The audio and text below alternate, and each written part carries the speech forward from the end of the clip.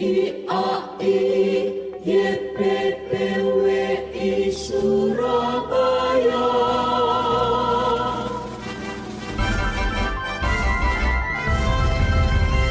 Kebijakan tak adil, PTN ekspansif, PTS terhimpit. Kebijakan pemerintah soal pendidikan tinggi dinilai tidak berimbang. Hal ini karena dalam beberapa tahun terakhir cenderung pemerintah dinilai tidak berpihak pada perguruan tinggi swasta atau PTS.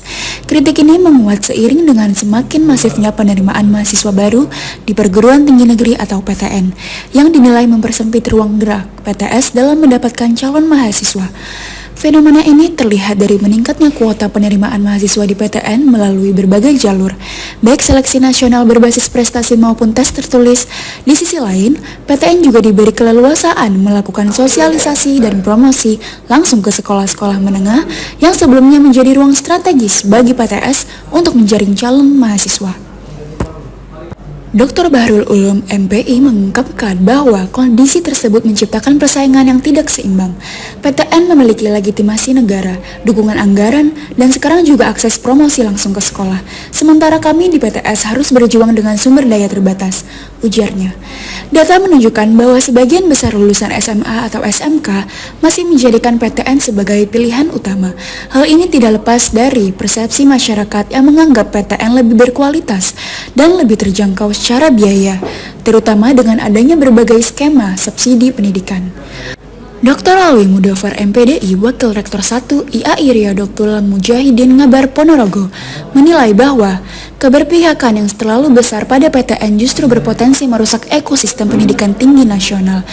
PTS yang selama ini menampung sebagian besar mahasiswa di Indonesia bisa mengalami penurunan jumlah mahasiswa secara signifikan, bahkan terancam tutup jika kondisi ini terus berlanjut.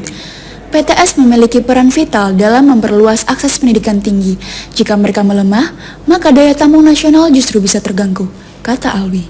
Kritik juga diarahkan pada kebijakan yang dinilai tidak konsisten dalam menjaga keseimbangan antara PTN dan PTS.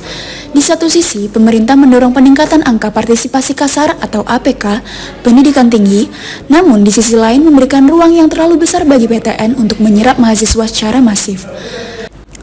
Oleh karena itu, pemerintah diharapkan melakukan evaluasi menyeluruh terhadap kebijakan penerimaan mahasiswa baru dan regulasi promosi pendidikan tinggi. Kedua pimpinan perguruan tinggi tersebut berharap ada aturan yang lebih adil, termasuk pembatasan kuota PTN secara proporsional, serta pemberian dukungan yang lebih nyata kepada PTS.